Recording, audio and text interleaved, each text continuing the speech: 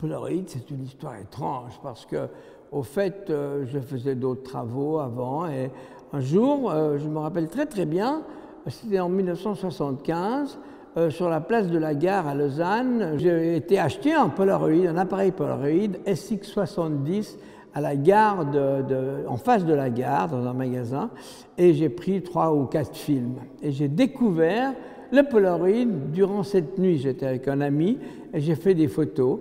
Et voilà, et je me suis dit, mais c'est complètement fantastique. C'est-à-dire que moi, je suis nul en photographie, je connais rien en éclairage, je suis absolument, totalement out. Ben voilà, j'ai trouvé, je pèse sur le bouton et tout sort.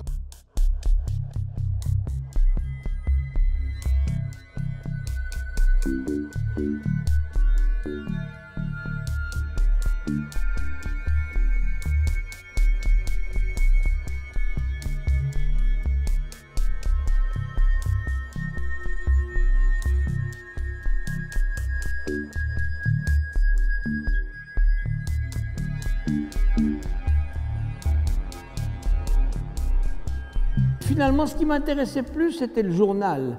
C'était finalement comme une écriture de ce que je rencontrais, de qui je rencontrais, et de garder ces images qui faisaient ma vie, finalement, et qui ont fait une grande partie de ma vie.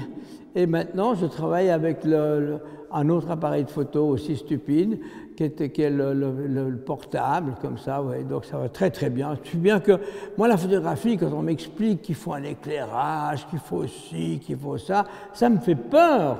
Et je me demande pourquoi il faut tout ça. Et moi, je fais tout simplement avec rien, quoi. Je pèse sur le bouton. J'ai commencé très tôt, à 20 ans, je faisais de l'art géométrique à la Suisse, comme ça, je faisais de la peinture, je faisais de la sculpture.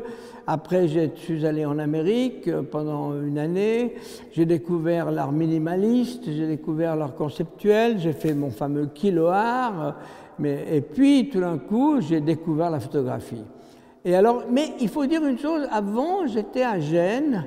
J'avais fait un stage d'un an à Gênes dans une galerie et j'avais été extrêmement surpris par les photographies sur porcelaine dans les cimetières italiens. Tu sais, on voit le grand-père sur sa bécane, sur son vélo, puis on met la photo sur la tombe. Alors je me suis dit, tiens, chic, je vais faire des photos comme ça. Comme j'ai fait des photos un peu cochonnes, un peu bizarres, et je les faisais imprégner, donc on sensibilisait la porcelaine. Et j'avais quelques problèmes parce qu'à Gênes, ils faisaient que des vierges et des petits dieux. Et moi, j'arrivais avec des sexes à tout d'un coup à faire. C'était un peu compliqué. Et ça, c'est mes premiers essais de photographie. Voilà. Et puis par la suite, j'ai évolué, j'ai fait d'autres choses. Comme tu sais, j'étais directeur de l'ECAL, j'ai été le représentant du gouvernement pour les 700 ans de la Confédération. Moi, on m'a toujours fait donner des jobs incroyables. Et maintenant, j'ai un job sympathique, mais qui finira à la fin de cette année. Je suis le président de l'Office des vins vaudois. Et donc, c'est un plaisir fou. Le sexe, le vin, le plaisir, l'amour, les voyages, ça a été ma vie.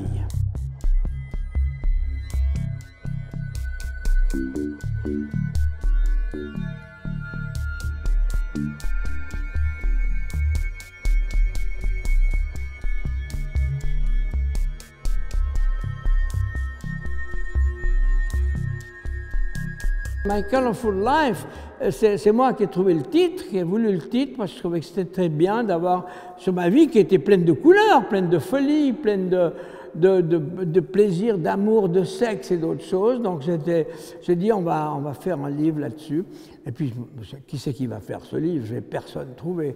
Et j'ai demandé un jour à Patrick Frey, que je connaissais depuis longtemps, et il est venu dans mon jardin, dans les vignes là, et il a eu le temps de manger une côte de bœuf et il est parti tout de suite et il a dit on fait le livre. Ben voilà, et il sort, c'est 400 pages, c'est le tome 1, hein. Il y aura peut-être un tome 2, on ne sait pas, mais c'est 400 pages qui ont été mis en place. J'étais très content parce que j'ai choisi quelqu'un d'extérieur pour faire l'editing. Parce qu'au fait, quand on voit toujours les mêmes choses. Quand on est artiste, on voit toujours les mêmes photos, les mêmes choses, les mêmes qui reviennent, et puis c'est un peu chiant au bout d'un moment. Et là, Nicolas Page, qui est un ancien élève, on travaillait à l'ECAL aussi, qui a travaillé pour Nan Goldin, qui a travaillé pour Karl Lagerfeld, m'a dit je fais l'editing. Donc il a fait ça et il l'a fait très très bien. Avec mon appareil, là, mon appareil de téléphone, j'étais à Cuba et j'ai fait toute une série de photos incroyables et ça s'appelle Flor de Cuba.